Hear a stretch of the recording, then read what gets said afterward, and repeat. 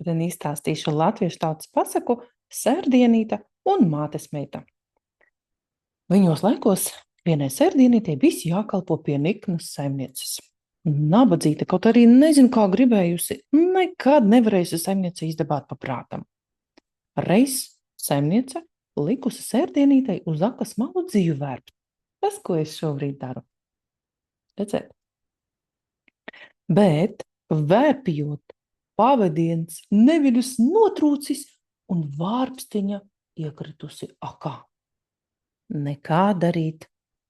Gājusi pie saimnieces žēloties, cik netīši noticis, bet saimniece piecirtusi ar kāju. Tu man te stāstīsi netīši. Tūliņ akā pakaļ lēkt pēc vārpstas, jeb pēriens kā likts.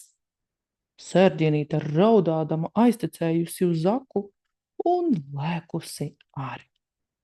Lai kas būdams, vai paliek dzīva vai nē, bet tos brīnumus, kā lēkusi, tā izlēkusi akai cauri uz zaļu pļavu. Šinī pļavā cūku gans, gan izcūkas. Puisīti labais, vai manu vārpstu neesi redzējis? Redzēju gan, vecs vīriņš tagad aiznesa. Ej tik uz priekšu, gan panāksi viņu. Sērdienīte tecējusi uz priekšu. Pa gabaliņam ieraudzījusi govju ganu. Ganiņ labais, vai neesi redzējis vīriņu ar vārpstu? Redzēju gan, tagad viņa pagāja garām. Teci labi mudīgi, gan panāksi. Sērdienīte tecējusi un panākusi vīriņu pie mazām mājiņām. Nu lūgusies, labais tētiņ, vai jums nav mana vārpstiņa? Ir gan, meitiņ, bet bez maksas nedošu. Izkurini man pirti. Uz lauka ir maitas kauli, tā būs laba malka. Laidarā ir virca, tās būs labs ūdens. Grāvī ir ērkšķi, tur laba pirtslota. Bet sērdienīte domājusi, nu gan ne. Kas no ar kauliem ies krāsni kurināt? Kas vircu nesīs pirts ūdenim? Kas ērkšķus ņems pirtslotai? Aiztecēšu uz mežu pēc žagariem. Aiztecēšu uz avotu pēc ūdens. Uz birzi pēc slotas. Kā domājusi, tā uz mata arī darījusi. Vakarā vecais vīriņš nopēries kurinātājai tencinādams.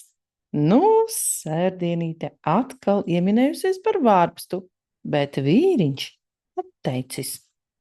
Šeit čaklā meitiņa tava vārpsta, tomēr uz mājām šovakar neteci. Pāriesi no rīta diezgan. Labi, sērdienīte labprāt palikusi. No rīta vīriņš ievedis sērdienīti īpašā istabā, tur bijušas divas kastītes, viena lielāka, otra mazāka. Kuru kastīti tu vēlies? Viņš prasījis. Mazāko, sērdienīte atbildējusi. Labi, ņem mazāko, es tevi pavadīšu līdz vārtiem. Pie vārtiem viņš teica sērdienītei. Nāc man pakaļ. Sērdienīte gājusi pakaļ. Drīz bijis govju ganam jāiet garām. Gana suns sācis riet. Džiņč, džiņč, džiņč. Sērdienīte neko. Drīz bijis jāiet cūku ganu garām. Tam arī bijis sunītis, un tas sācis riet tāpat. Džiņč, džiņč, džiņč. Sērdienīte neko. Drīz pienākusi pie lieliem vārtiem. Vecais vīriņš attaisīs vārtus un uzplūksninājis sērdienītes saimnieces sētas vidū. Bet kastīti sērdienīte tai dienā neattaisījusi vaļām, nolikusi klētī, lai stāv. Otrā rītā tad attaisījusi un kā nu visi pārbrīnījušies, kastīte bijusi pilna ar spožu zeltu. To redzēdama, saimniece plījusies virsū, lai sērdienīte izstāstot, kā pie zelta tikusi. Tā un tā, viņa teikusi, lecu akā pēc vārpstas izkritu zaļā pļavā, Pa zaļo pļavu iedamu uzgāju mājiņas ar veco vīriņu. Tam bija mana vārpstiņa. Bet viņš ātrāk nedeva, kamēr izkurināja viņam pirti. Nu, un tā vīriņš nopērās, atdeva man vārpstu un iedāvināja šo kastīti. Tā, saimniece atteikusi. Un tūliņ sūtījusi savu meitu arī pjākas vērpt, lai nepaliktu sērdienītā apakšā. Saimnieces meita vērpusi, bet pavadiens negribējis trūkt.